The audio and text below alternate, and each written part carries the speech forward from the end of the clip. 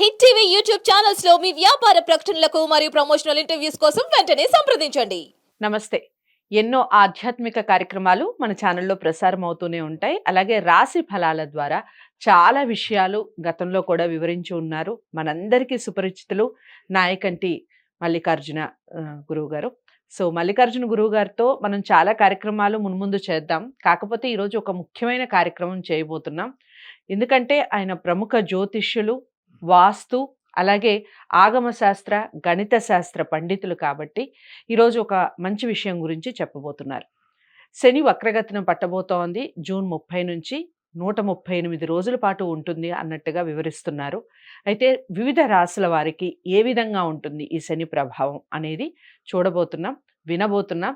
ఎక్కడా కూడా స్కిప్ చేయకండి వీడియోని. ఎందుకంటే ఇది అన్ని రాశుల వారికి సంబంధించింది కాబట్టి ప్రతి రాశి వారికి ఈ విషయాన్ని చేరవేసే ప్రయత్నం చేయండి తప్పకుండా. ఇక గురువుగారు చెప్పేటటువంటి పరిహారాలు ఏవైతే ఉన్నాయో తూచా తప్పకుండా పాటించండి, నోట్ చేసుకోండి. డౌట్స్ ఏమన్నా ఉంటే కామెంట్ బాక్స్లో తెలియజేయండి. లేదు గురువుగారిని మేము కలవాలి అనుకుంటున్నామంటే స్క్రీన్ మీద కనపడే నెంబర్కి కాల్ చేయండి. నమస్కారం గురువు. నమస్కారం. గురువుగారి తదుపరి రాశి మీన రాశి. మీన రాశి వారికి ఏ విధంగా ఉందండి ఈ శని వక్రగతి అనేది? మీనరాశి వాళ్ళకి శని వక్రస్థితి అనేది మనం చూస్తే, కుంభరాశిలో శని వక్రగతి 138 రోజుల పాటు, అంటే జూన్ 30వ తారీఖు నుంచి నవంబర్ 15వ తారీఖు వరకు కూడా శని వక్రస్థితిలో ఉంటాడు. అంటే 5 గ్రహాలకు, పంచగ్రహాలకి వక్రస్థితులు ఏర్పడుతూ ఉంటాయి. సహజంగా అది పంచాంగ గణన సిద్ధాంతం ప్రకారంగా సూర్యచంద్రుల వక్రస్థితి అనేది ఉండదు. దాంతోపాటు రాహుకేతులు ఎప్పుడూ కూడా వక్రస్థితిలోనే ఉంటారు.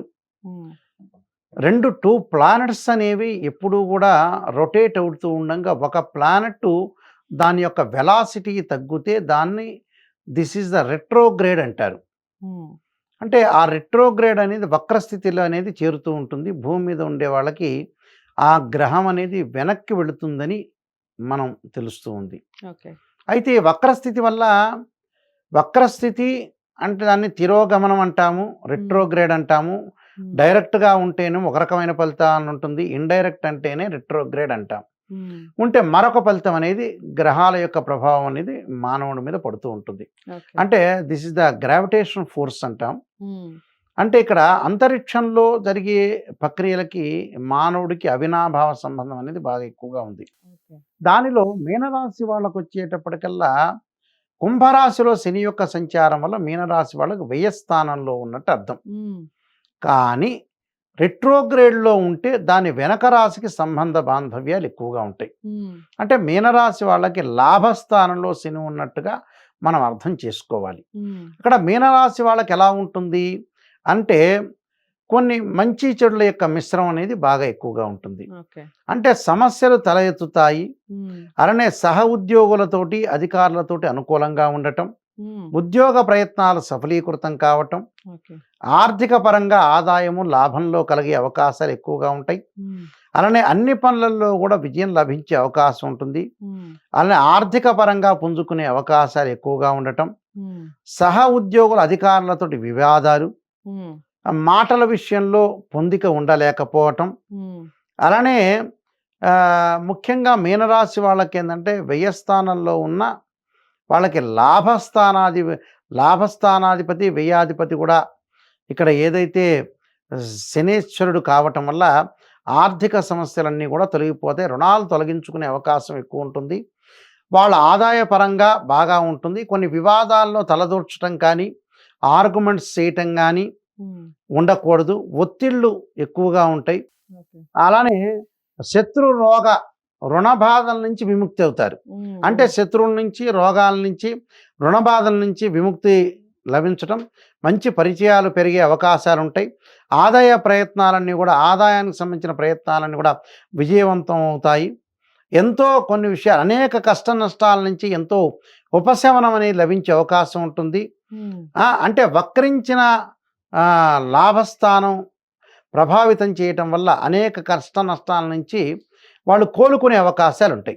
అంటే లాభం కలిగే అవకాశం అనేది ఉంది. కానీ అంటే వృత్తి, ఉద్యోగ, వ్యాపారాలు, చిరు వ్యాపారులు ఉంటారు. కొంతమంది రోడ్డు మీద పూలు, పండ్లు ఇవి అమ్ముకునే వాళ్ళకు కూడా లాభం కలుగుతుంది. అంటే బిజినెస్ మ్యాగ్నెట్స్ కానీ, రాజకీయ నాయకులకు కానీ, దానితో పాటు ఫిల్మ్ స్టార్స్ కానీ ఆదాయం అనేది బాగా పెరుగుతుంది.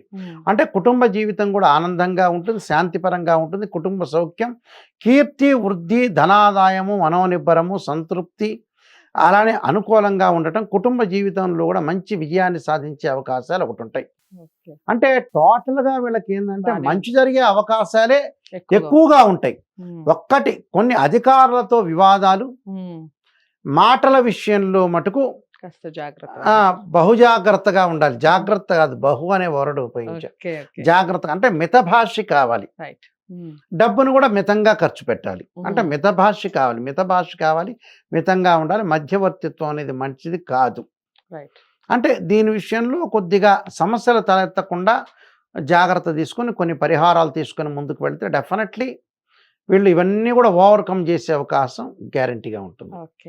మీన రాశి వారు వాళ్ళు అనుకున్నవి అనుకున్నట్టుగా త్వరితగతిని కంప్లీట్ కావాలి ఏ పనైనా అంటే ఎలాంటి పరిహారాలు చేసుకోవాలి చెప్పండి? వీళ్ళు తప్పకుండా కొన్ని పరిహారాలు అనేవి చేసుకోవాలి. ఆ పరిహారాల్లో ఏదైనా సరే ద్వాదశ జ్యోతిర్లింగం, కాశీ, శ్రీశైలం లాంటి క్షేత్రాన్ని దర్శనం చేయటం, లేదా వాళ్ళు ఉన్న సిటీలో కానీ ఎక్కడైనా సరే శివాలయం యొక్క ప్రదర్శన చేయటం, ఆదిత్యాయ సోమాయ మంగళాయ బుధాయ చ గురు శుక్ర శనిభ్యశ్చ రాహవే కేతువే అని వాళ్ళు సోమవారము, శనివారం పూట నవగ్రహాల యొక్క ప్రదర్శన చేయటం, ఉమ్.